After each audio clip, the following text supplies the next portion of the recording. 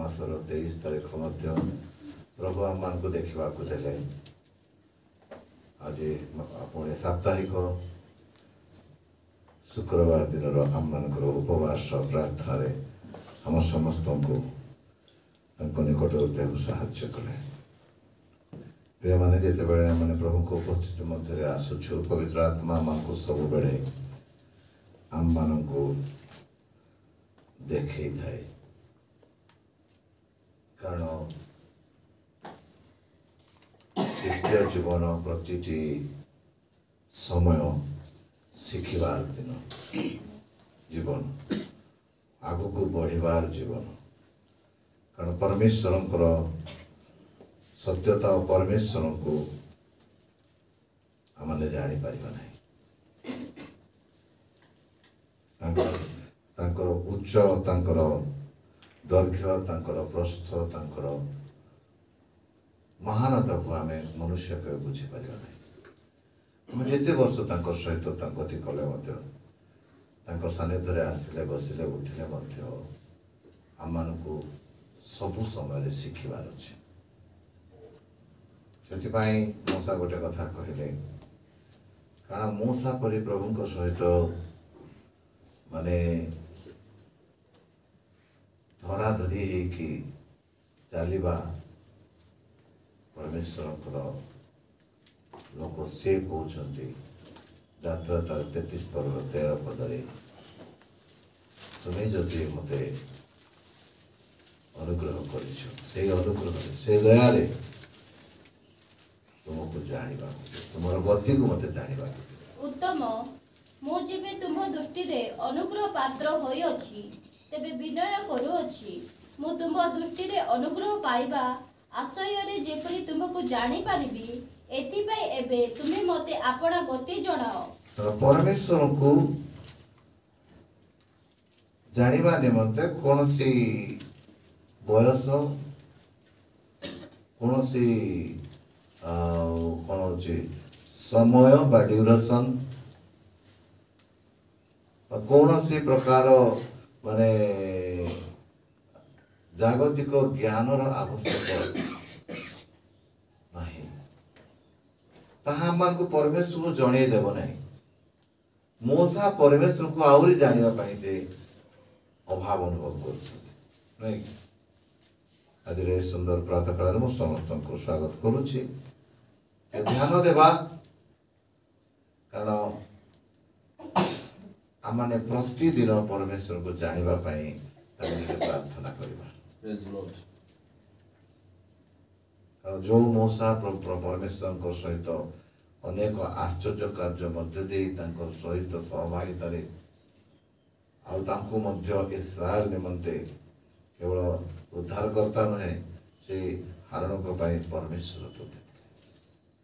ଏ ପ୍ରକାର ପରମେଶ୍ୱର କହୁଛନ୍ତି, ଯଦି ତୁମେ ମୋତେ ପ୍ରେମ କରୁଛ ତାହେଲେ ଭଲ କଥା, ମୋତେ ତୁମର ଗତି ଜଣାଅ, ତୁମକୁ ଜାଣିବାକୁ ଦିଅ। ବାସ୍ତବରେ ମୁଁ କହି ଆସୁଛି ଆପଣମାନଙ୍କୁ, ମୋର ସମସ୍ତଙ୍କର ବୟସ ଠାରୁ ଅଧିକ ମୋତେ ପ୍ରଭୁଙ୍କ ସହିତ ମୁଁ ଚାଲି ଆସୁଛି, ତଥାପି ମଧ୍ୟ ମୁଁ କିଛି ଜାଣିନାହିଁ। ଆ ଭିତର ABCD ମୁଁ ଜାଣିନାହିଁ। ଯେତେବେଳେ ପଢୁଛି ମୋତେ ନୂଆ ନୂଆ ଲାଗୁଛି। ଯେତେବେଳେ ପଢୁଛି ମୋତେ ଆହୁରି ପଢିବା ପାଇଁ ଆଗ୍ରହ ହେଉଛି, ଆହୁରି ସେଇଟା ମୋତେ କ'ଣ କରୁଛି ନା ତା ଆଡ଼କୁ ଆକର୍ଷଣ କରୁଛି।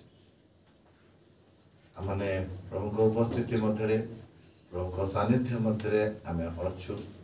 ଏହା ଆମମାନଙ୍କ ନିମନ୍ତେ ଆଶୀର୍ବାଦର ସୁଯୋଗ ଅଛି। ଅଳ୍ପ ସମୟ ଆମେ ପ୍ରାର୍ଥନା ପାଇଁ ପ୍ରସ୍ତୁତ ହେବା। ଅବଶ୍ୟ ଅନେକ ସମୟ ଆମେ ଆରାଧନା ପବିତ୍ର ଆତ୍ମାଙ୍କ ଦ୍ୱାରା ଚାଳିତ କରିଛୁ। ଆଉ ମୋ ସମୟ ଅନୁସାରେ ଅଳ୍ପ ସମୟ କିଛି ବିଷୟ ରଖିବି, ଯାହା ମଧ୍ୟରାତ୍ରିରେ ପ୍ରଭୁ ମୋତେ ଚାଳନା ଦେଇଛନ୍ତି। ଆମେ ପଢ଼ିବା ମାଥ୍ୟୁ ତାର 26 ପର୍ବର 41 ପଦ। ଏଇଟା ମୁଖସ୍ଥ ପଦ। ପରୀକ୍ଷାରେ ଯେପରି ନ ପଡ଼, ଏଥିପାଇଁ ଜାତି ରହି ପ୍ରାର୍ଥନା କର। आत्मा इच्छुक सत्य मात्र शरीर दुर्बल। जोटे तो हालेलुया। जीसु अपना शिष्य मानकु कहउछन्ति कारण परीक्षा रे जेपरि न पड़ एथिपाई तुमे जागृत रही प्रार्थना कारण आत्मा इच्छुक मात्र शरीर कौन दुर्बल कारण मुझे प्रसंग नहीं प्रार्थनाकारी योग्यता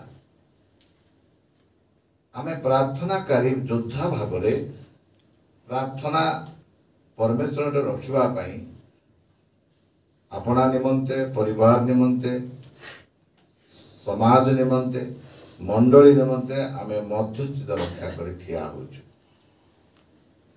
आमान को निमंते कि प्रकार जाग्रत और जत्नवान सहित तांकर निकटवर्ती हेबा एवं प्रार्थना करबा एते सब बेले आमान को जत्नशील थिला हेबा पड़ता है सेति शिष्य मान को यीशु कहले कारण जो विषय आमान को बाधा आनी थाए प्रार्थना करबा को देई न थाए आमान को अलस करि थाए आमान को माने अस्वास्थ्य अनुभव करते ता हो शरीर नहीं से कहले आम आत्मा इच्छुक एबे जने प्रार्थना आसवा इच्छा करुथिबो किंतु से आसी पारे कहीं शरीर तक माने माने अनुमति दो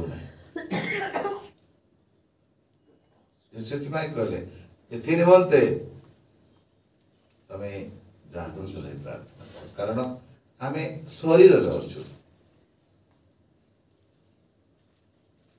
माने आमर दैनंदिन जीवन रे प्रमुख सहित आमे जदि एक प्रार्थना योद्धा मध्यस्थी भाव में आमे प्रार्थनाकारी भाव में ठीक सम्मुख उपस्थित आमर करुवा उपस्थित होउथिबा ताहले आमान केतरे विषय ध्यान देवा पड़ो मु केवल मन पकईदेवी आम जानी विषय मु मन पकईबी कारण आमान को सब बेले पवित्र आत्मा कहती शुणी वाक्य प्रति अधिक मनोयोग मनोयोग नहबाटा आम को कौन करुच्ची आम को दुर्बल कर पकाउछि जदि आम शुणी वाक्य प्रति मनोयोगी हेबा ता गठित अर्थात आम खाद्य खाऊचु किंतु ताको हजम करना मनोयोग आम हजम करना हजम कले तो ता शरीर खाद्य सारा आम को शक्ति प्रयोग करिवो नहीं कि आम मनोयोगी होना अभ्यास करना से माने अपना को कौन समर्पण करना आम कह तुम प्रार्थना कर अनेक चमत्कार विषय देख एपरिक तुम देश को भी सुस्थ कर द्वितीय वंशावली तार 7 पर्व 14 पद नहीं कौन लिखाई आंभ नाम ख्यात आंभर लोक माने आपणा मानकु नम्र करे सेटा सब विषय जोटा कि आमान को शरीर करबा पई दो हेबा पई देउ नहीं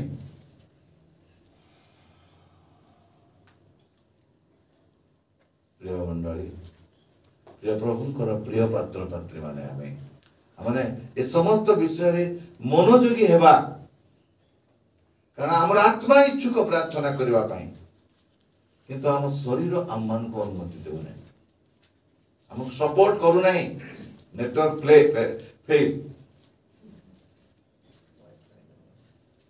जहाँ लोग आजकल बहुत बंद देखली बेसी बहुत बढ़िया यार जिओ चली प्राय यार सब जिओ एत अविश्वस्त होश्चर्य कौन से गीत शुभुना मोटा भी शुभु न जानी आम नुआ जहाँ भी हो से प्रिय प्रभुंकर प्रिय पात्र आम टे चिंता करवा हमको से अंश जानीचु बेसी भीतर को नहीं अध्ययन कर इच्छा करूना कारण माने आमर ख्यात आंभर लोक माने आपना को नम्र करिवे सेमानकर कुपथर फेरिवे नामा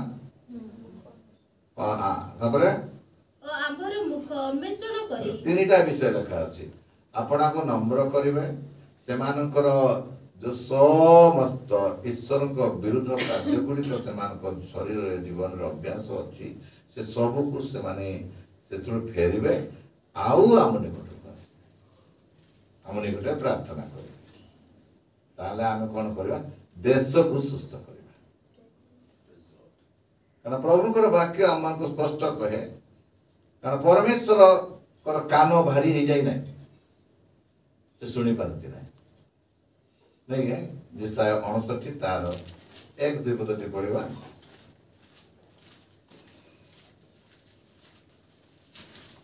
देख सदाप्रभुଙ୍କର हस्त छोट होई जाय नाही जे ताहा परित्राण करि न पारे कियबा ताहांकर कर्ण भारी होई नाही जे ताहा सुनि न पारे मात्र सदाप्रभुଙ୍କର अपराध सब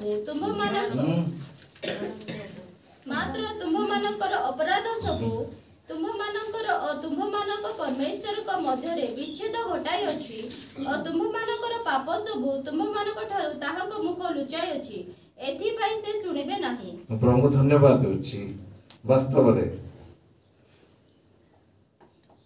सकाळ तळा संकलन करथली मते ए विषय बड़ा आश्चर्य लागला कारण आमानकर फेलियर जोगु आमानकर विफलता जोगु आमानकर प्रार्थना उत्तर रे आमानकर माने द्वंद्व बा संदेह जोगु परमेश्वरकर गौरव नाही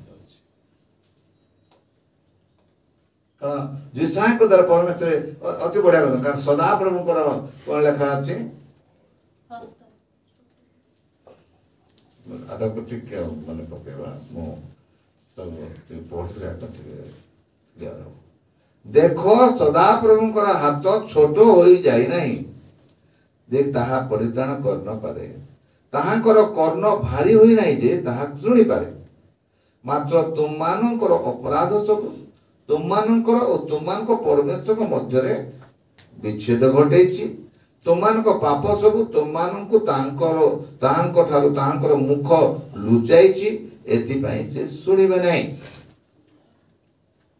ଆମମାନଙ୍କ ମଧ୍ୟରେ ଯଦି ପାପ ଆଉ ଅଧର୍ମ ଯଦି ଆମେ ଧରି ତାହାଙ୍କ ନିକଟବର୍ତ୍ତୀ ହେବା କାରଣ ଲେଖା ଅଛି 66 ଗୀତ ତାର 8 ପଦରେ ତାର କହୁଛନ୍ତି मन मध्य अधर्म कारण आमे सेमानकर क्रिया और कल्पना सब 66 गीत संहिता 66 पर्व 8 पद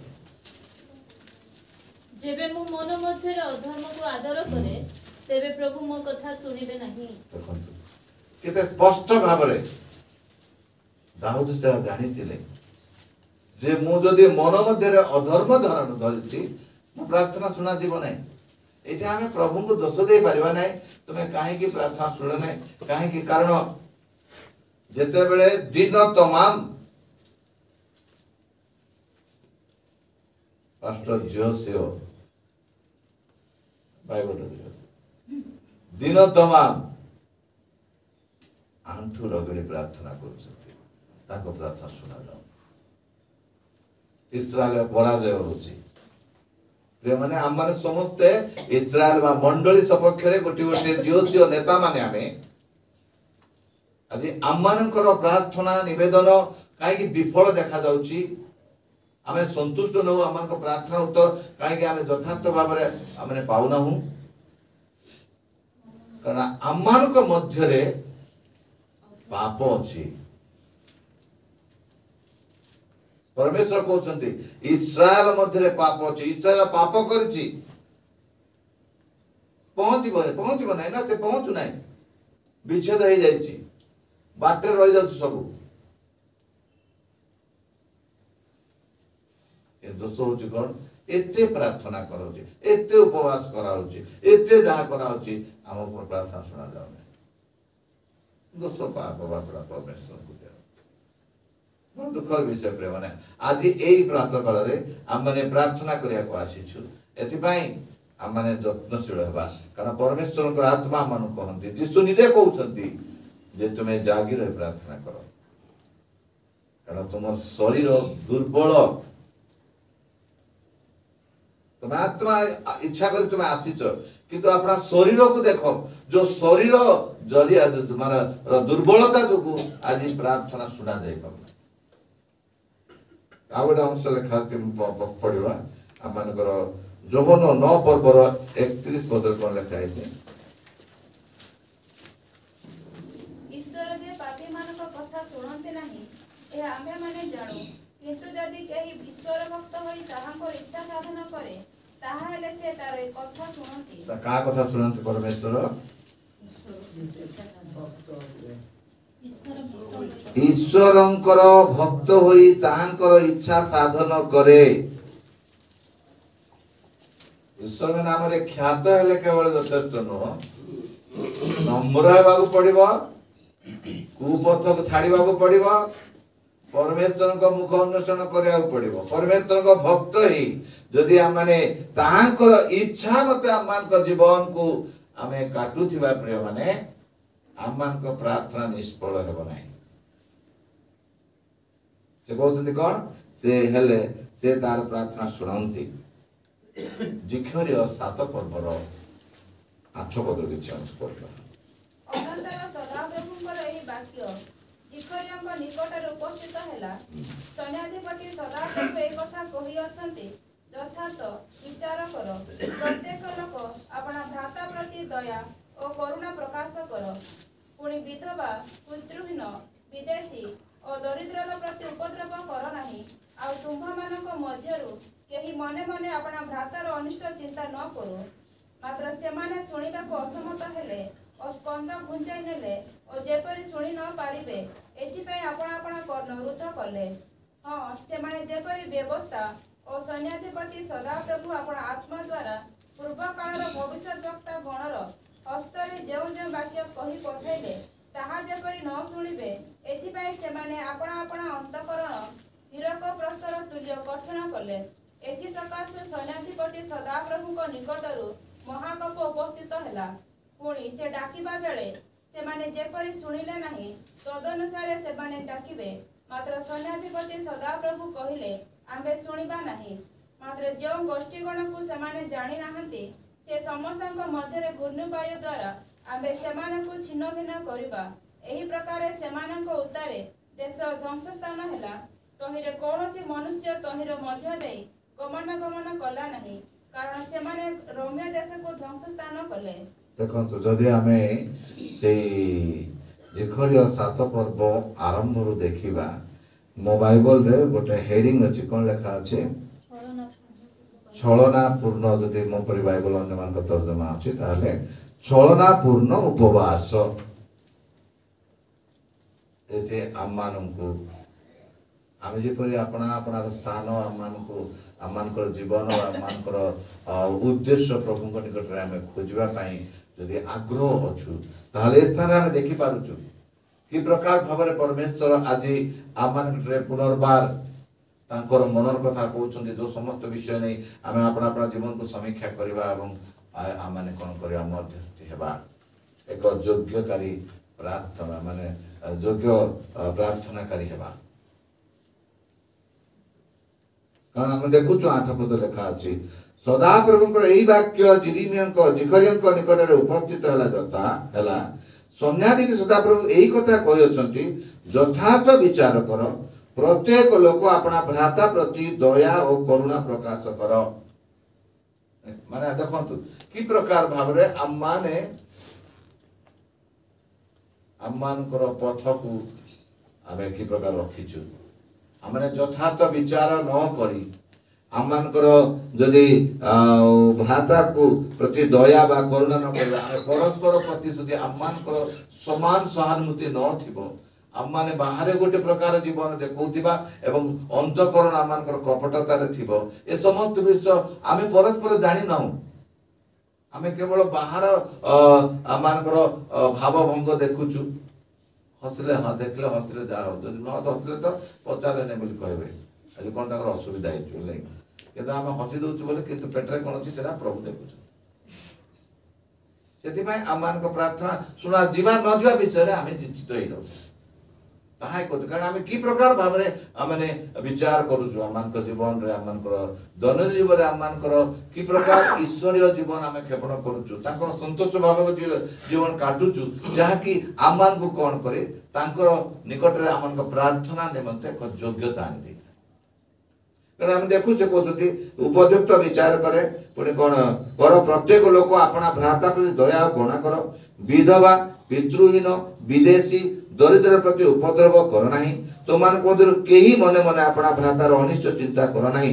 ଆମେ ଆକ୍ଷରିକ ଭାବରେ ଯଦିଓ ଏ ସବୁ ବିଷୟରେ ମାନେ ଦୋଷ କରୁନାହୁଁ ପ୍ରିୟ ମାନେ, କିନ୍ତୁ ଆଜି ଆମମାନଙ୍କର ହୃଦୟକୁ ଅନୁସନ୍ଧାନ କରିବା ଆମେ କୋଉ ସ୍ଥାନରେ ଉଣା ଦେଖାଯାଉଛୁ ପ୍ରଭୁ ଚାହୁଁଛନ୍ତି, ଯାହାକି ଆମମାନେ ମାନେ ହୀନ ସାହସ ହେଇଛୁ,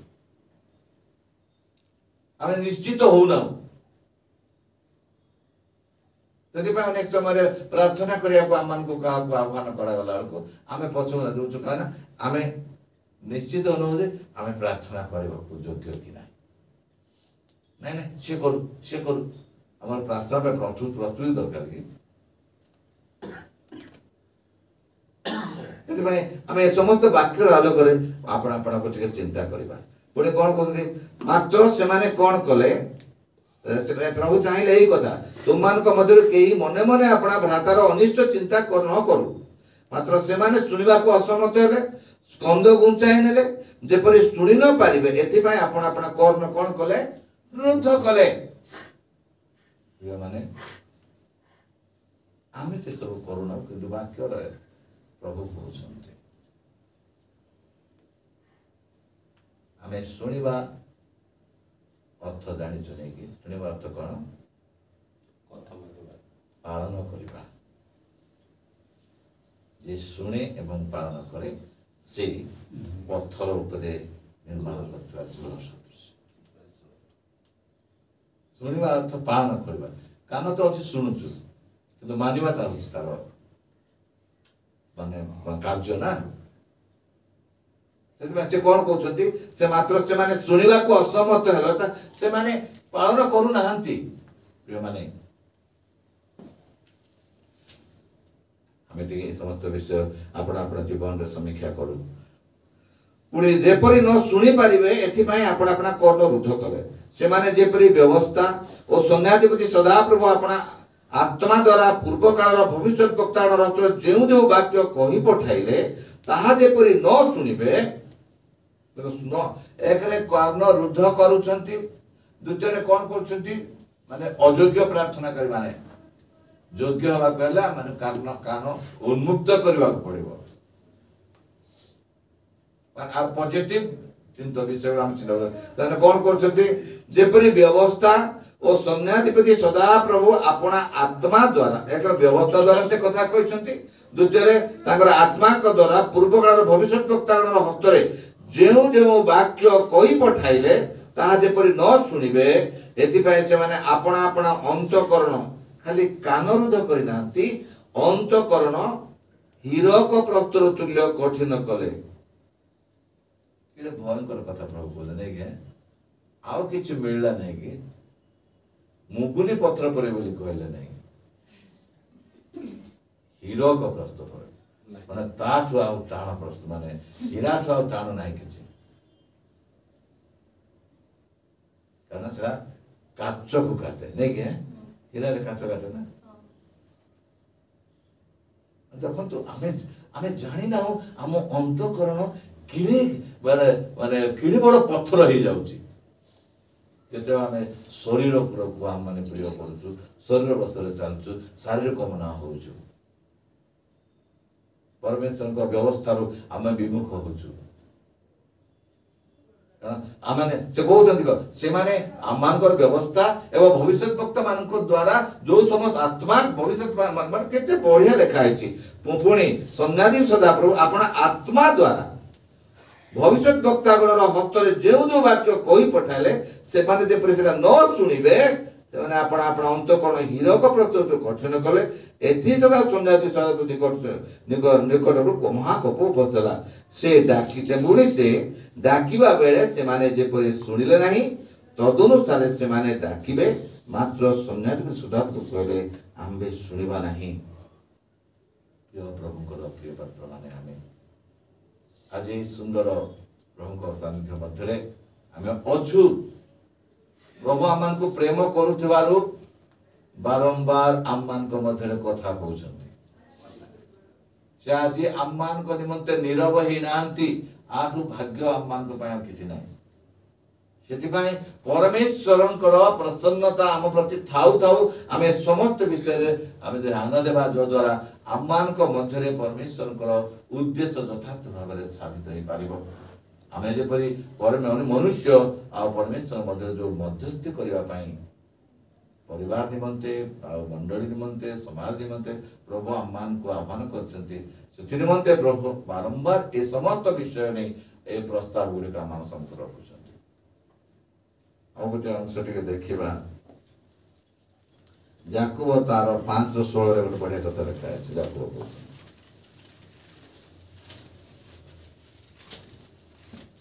ଅତଏବ ପରସ୍ପର ନିକଟରେ ଆପଣା ଆପଣାର ପାପ ସ୍ୱୀକାର କର, ପୁଣି ସୁସ୍ଥ ହେବା ନିମନ୍ତେ ପରସ୍ପର ପାଇଁ ପ୍ରାର୍ଥନା କର।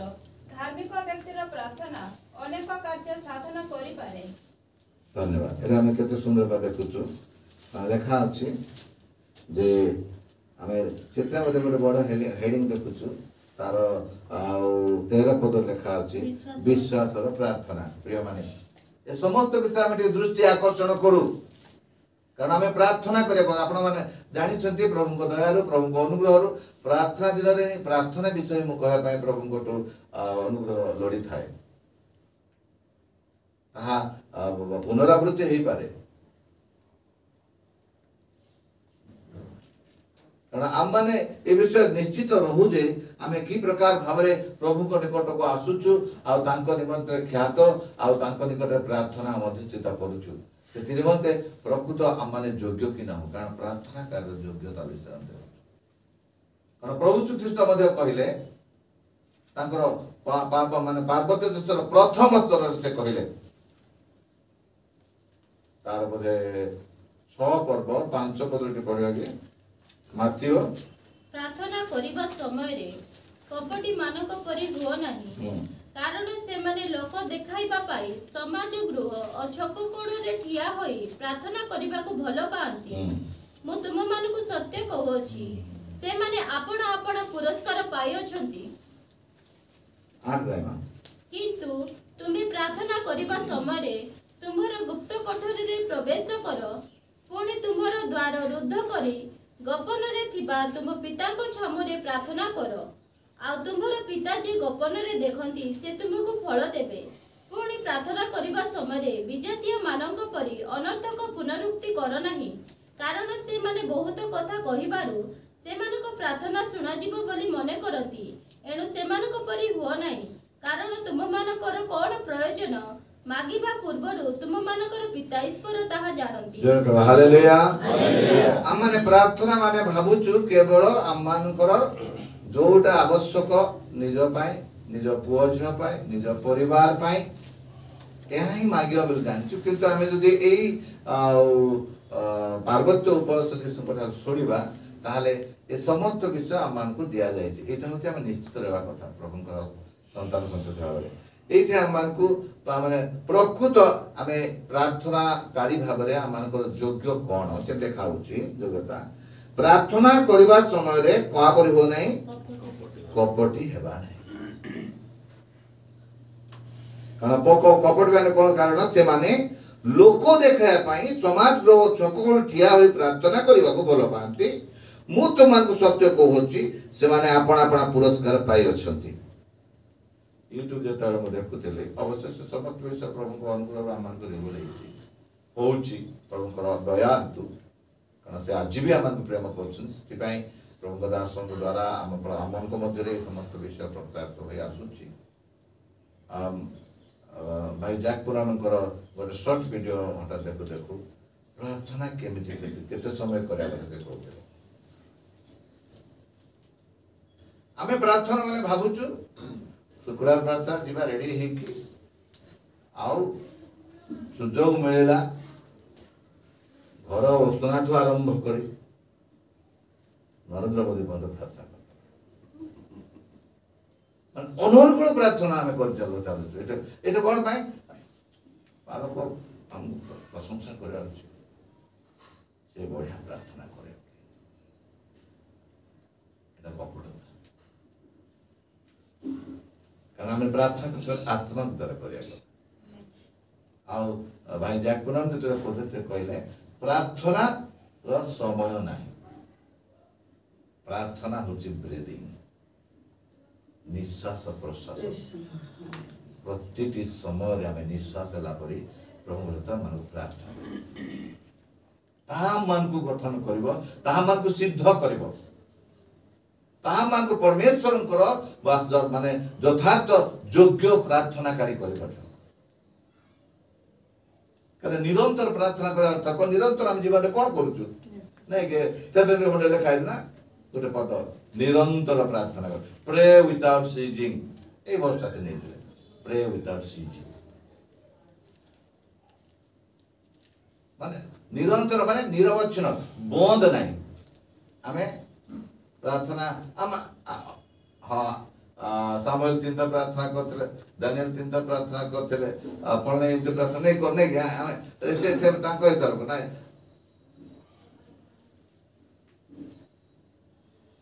प्रार्थना समय अच्छी कि आम समझ जानी आपण मान मो प्रार्थना कौन पाए करा जाए ना आम मानकर आसन्न विपद आम जब रक्षा पाइबा ताकू रक्षा पाइबा नहीं ताकू जेपरी आमे कांधे नहीं पारिबा हालेलुया सेटा होची विश्वास रो बड़ विषय आगु रोग आसीबा पछी आमे प्रार्थना जदि करूतिबा से रोग को सह्य करि पारिबा आगु को जदि विपद आसी अछि जदि प्रार्थना जीवन थिबा ताकू हम माने सामना करि पारिबा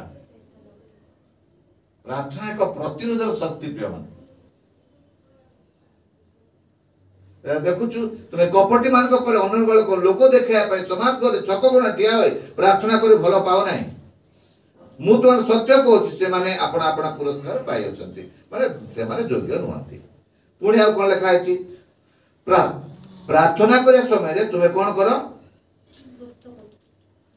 गुप्त कोठरी रे अर्थात आमर आत्मारू सब बेले प्रार्थना उछुलुथिबो प्रभुंकर उपस्थिति रे आत्मा एरा गुप्त कोठीर से ख्रीस्टान लोक मानकर पूजा घर नहीं कारण से माने निजे होते पूजा घर हालेलुया कारण से मानकर हृदय रूप मंदिर हृदय होती मंदिर से परमेश्वर आत्मा परमेश्वर वास करती तेणुक से मानकर पूजा घर कौन दरकार से गुप्त कोठरी रे आम माने अनवरत प्रार्थना करथिबार अछि पुणी तुमर द्वारा रुद्ध करी गोपन थिबा तुम पिता को तुम प्रार्थना कर आ तुमर पिता जे गोपन देखो से तुमको फल देबे पुणी तृतीय विषय प्रार्थना करबा समय रे विजाति मानक परी अनर्थक पुनरुक्ति कर नाही कारण से माने बहुत कथा कहिबारु से मानक प्रार्थना सुना दियो बोली मने करंती सेति पाई हममान को कहा जाए ताकू कहंती तुमे जगतर अछ तुमर कथा अल्प हो धीर हो कारण बहु वाक्य रे अधर्मर भाव नाही ना सेति भाई आमे सब बेले मापी चुपी गणी गणी प्रभु सहित कथा हेबार अछि कोटा करबा विधेय कोटा कहबा विधेय आमे भावछु बेसी लंबा चौड़ा प्रार्थना कले आमे एक प्रार्थना योद्धा आ प्रार्थना मां बोली कहबे प्रार्थना बापा बोली कहे प्रार्थना भाई बोली कहे नहीं जदि आमे कोन होछु से राम उपाधि पाइबा पाई बोली आमे लंबा चौड़ा प्रार्थना करे चेष्टा करि थाउ आ आरंभ करि थाउ कोन शेष कोन हिता आमे जानि पड़ता एते आमे पुनरुक्ति करता ते तो सेतबे से कहउछथि जे तुमे प्रार्थना करे तुमरे अनर्थ को पुनरुक्ति कर नाही कारण बहुत कथा कहबा द्वारा प्रार्थना सुना जाय बोले आमे भाबी थाउ किंतु एणु अतएव एणु सेमानक परि हो नाही कारण तुममानकर कोन प्रयोजन मागिबा पूर्वरु तुममानकर पिता ईश्वर ताहा जानन्ति जय हालेलुया हालेलुया प्रिय माने हमने कोन आमानकर दरकार मागिबा पूर्वर से ताहा जानन्ति सेति पाए प्रथम जोन तार 5 पदर 14 पद लिखा अछि तुमे प्रार्थना करे कोन करबो ईश्वरंकर इच्छा लोड़ी की प्रार्थना करे क्या लिखा अछि प्रथम जोन 5:14 रे पुणी आम्भे माने जेबे ताहाको इच्छा अनुसार कोनसी प्रार्थना करू ତେବେ ସେ ଆମ୍ଭମାନଙ୍କର ସେହି ପ୍ରାର୍ଥନା ଶୁଣନ୍ତି। ତାହାଙ୍କ ଛାମୁରେ ଆମ୍ଭମାନଙ୍କର ଏହି ସାହସ ଅଛି। ଧନ୍ୟବାଦ। ଗୋଟେ ଅଂଶ ଟିକେ ଦେଖିବା, ପ୍ରଥମ ପିତର 3:12। କାରଣ ଧାର୍ମିକମାନଙ୍କ ପ୍ରତି ପ୍ରଭୁଙ୍କ ଦୃଷ୍ଟି ଅଛି, ହୁଁ। ସେମାନଙ୍କ ବିନତି ପ୍ରତି ତାହାଙ୍କ କର୍ଣ୍ଣ ଉନ୍ମୁକ୍ତ ଅଟେ। କିନ୍ତୁ ପ୍ରଭୁଙ୍କର ମୁଖ ଦୁଷ୍କର୍ମକାରୀମାନଙ୍କର ପ୍ରତିକୂଳ। ପ୍ରଭୁଙ୍କର ମୁଖ ଦୁଷ୍କର୍ମକାରୀମାନଙ୍କ ପ୍ରତିକୂଳ। ଧାର୍ମିକ ମାନଙ୍କ ପ୍ରତି ପ୍ରଭୁଙ୍କର ଦୃଷ୍ଟି ଅଛି ଓ ସେମାନଙ୍କ ବିନତି ପ୍ରତି ତାଙ୍କର କର୍ମ ଉନ୍ମୁକ୍ତ। ଧାର୍ମିକତା ହଉଛି ଏକ ଯୋଗ୍ୟ ପ୍ରାର୍ଥନା କରିବାର ଯୋଗ୍ୟତା। ଆଉ ଗୋଟେ ଗୀତ ସଂହିତା 102:17 ଆଉ ଗୋଟେ କଣ କହୁଛନ୍ତି ଦେଖିବା। ଅଧିକ ସେ ପଦ ପଢି ଆମେ ପ୍ରାର୍ଥନା। ଦୀନହୀନମାନଙ୍କ ପ୍ରାର୍ଥନାରେ ମନୋଯୋଗ କରିଅଛନ୍ତି ଓ ସେ ସେମାନଙ୍କ ପ୍ରାର୍ଥନା ତୁଚ୍ଛ କରିନାହାନ୍ତି। ହଁ, ସେ କାହା କୋଉମାନଙ୍କ ପ୍ରାର୍ଥନା ସେ ମନୋଯୋଗ କରିଅଛନ୍ତି? ଦିନହୀନ ମାନଙ୍କର ପ୍ରାର୍ଥନାରେ ସେ ମନୋଯୋଗ କରିଅଛନ୍ତି। ମାନେ ଅର୍ଥାତ୍ ପ୍ରାର୍ଥନାକାରୀର ଏକ ଯୋଗ୍ୟତା ଆମମାନଙ୍କୁ ଦିନହୀନ ହେବାକୁ ପଡ଼ିବ, ଆପଣଙ୍କୁ ଶୂନ୍ୟ କରିବାକୁ ପଡ଼ିବ। ଆମେ ଦିନହୀନ ଅକିଞ୍ଚନ ଭାବରେ ଆମମାନେ ଯଦି ଆପଣଙ୍କୁ ନମ୍ର ନ କରିବା, ଆପଣଙ୍କୁ ଯଦି ପ୍ରଭୁଙ୍କ ନିକଟରେ ଆମେ ଯଦି ଶୂନ୍ୟ ନ କରିବା, ଅଗାଡ଼ି ତୁଲେ ଯଦି ନ ମଣିବା, ଆଉ ଆମେ ଯଦି ପ୍ରାର୍ଥନା ଲମ୍ବା ଚୂଡ଼ା କରିବା, ପ୍ରଭୁ ଆପଣ କଣ କହୁଛନ୍ତି? ପ୍ରଭୁ ମୁଁ ସପ୍ତାହରେ 2 ଥର ଉପବାସ କରୁଛି, ସତ କହିଲା କିନ୍ତୁ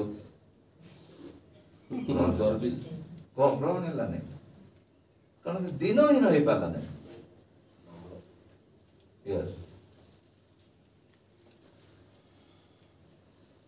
ତାପରେ ନମ୍ରତା ନଥିଲା, ସେ ଯାହା କରୁଥିଲା ତାକୁ ଫୁଟାଣି କରି କହିଲା,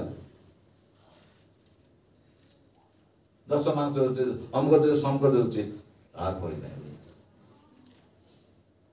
ଦିନହୀନ ହେବେ ନହେଲେ ଆମେ ପ୍ରଭୁଙ୍କ ନିକଟରେ ପ୍ରାର୍ଥନା କରିବାର ଯୋଗ୍ୟତା ଆମକୁ ମିଳୁନାହିଁ। ଗୋଟିଏ ବଡ଼ ଯୋଗ୍ୟତା ମୁଁ ଦେଖୁଥିଲି, ଶେଷରେ ମୁଁ ମନେ ପକେଇଦେବି। ନିହିମିଆ ତାର 1 ପର୍ବ, କି ଆଶ୍ଚର୍ଯ୍ୟ ନିହିମିଆଙ୍କର ପ୍ରାର୍ଥନା।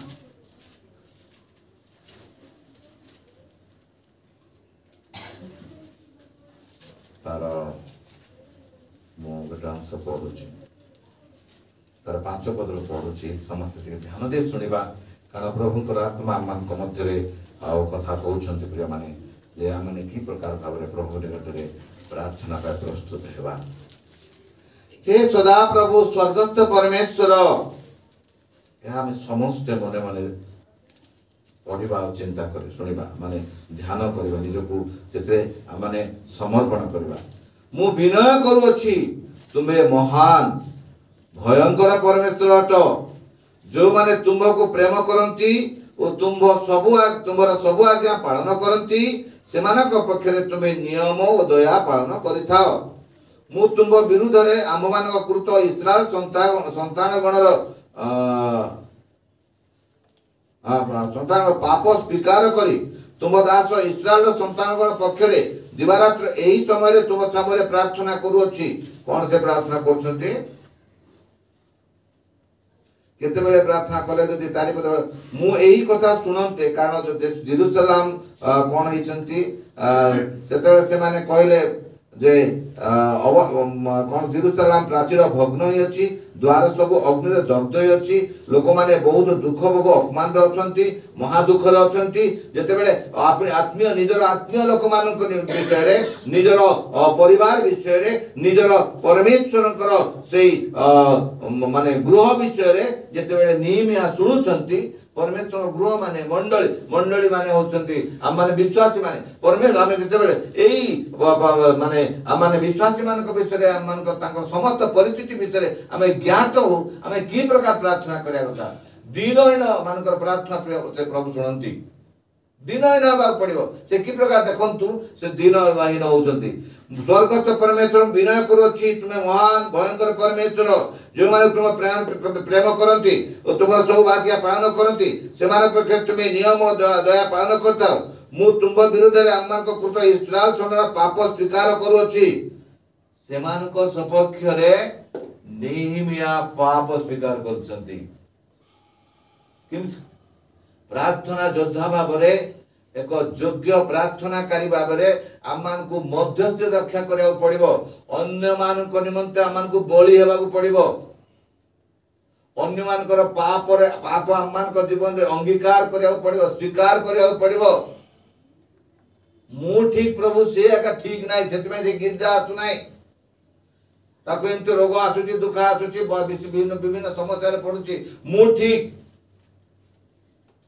किंतु से समस्त दुर्दशा से समस्त परिस्थिति मध्य पड़िबा पछरे आममानकु मध्य दीनहीन ही प्रभु को निकट रे आनिबा पड़े देखंतु इस्राएल परिस्थिति को देखी नेहमिया की प्रकार भावरे अपना लोक मानकर दुरावस्था देखी नेहमिया की प्रकार भाव प्रभु को निकट आपण भांगुचंती दीनहीन होचंती प्रिय माने आज सकाळे हमने प्रार्थना करिया पई आसीछु आज आमान को प्रार्थना प्रभु को निकट पहुंचला पर प्रार्थना करो कण लिखा अछि से कोन कले जे इस्राएल संतान पाप स्वीकार करी तुम दास इस्राएल संतानगण पक्षरे दिवारात्र यही समय तुम सामने जो प्रार्थना करुछथि अपना दासर से प्रार्थना सुनिबा पई एबे तुमर कर्ण निविष्ट और तुमर चक्षु मुक्त हो मु और मोर पितृवंश ही पाप करी कोन छु करी अछु नाही कोन लिखा अछि माने आमे माने प्रेजेंट टेंस रे माने नहीं प्रेजेंट कंटिन्यूअस हां कंटिन्यूएशन दैट माने आमे पाप मनुष्य रक्त मांस दुर्बल आमे नेहमिया से जानी थिले दोष देले नहीं प्रेज करो नहीं गया से दोष देले नहीं से धार्मिक कहि परता नहीं से धर्म थिले से मानको सहित से निजो कहउछंती मु मोर पितृवंश ही पाप करूछु पिता प्रभु आमे माने तुम विरोध अतिशय दुष्कर्म करूछु तुम्हें अपना दास मोसा को जो आज्ञा विधि शासन आदेश करिथिलो तास माने कोन करि नाहु पालन करि नाहु यार डिफॉल्टर प्रभु धन्यवाद दूची केते आश्चर्य भावरे प्रभु हमन प्रेम करथारु आज नेहमिया स्थान रे हम समस्त को से ठिया करे चाहउछंती अपना अपना धार्मिकता अपना अपना उद्योग रे उद्यम अपना अपना मानकर सामर्थ्य रे हमें पारुछु बोली सुजोग हमें भोर उठी गाधे आसी पारुछु मत कहते आज राति 2टा सोई के 5टा उठे आसिक लेक्चर दे पारुची केड़े बड़ा फुटाणी कथा से मत कहते आम समस्त पाप कर रक्त मांस शरीर आम समस्त सहित समान अंगीकार करने को पड़ो नेहमिया केते सुंदर लीडर थे प्रभु धन्यवाद दूची कारण लीडर मान देखा मो बाकी बात तो भयंकर जदि तुम्हें मान को मारिया पे आणुच ताले प्रमोर ना जीवन पत्र आग काटो तापर मार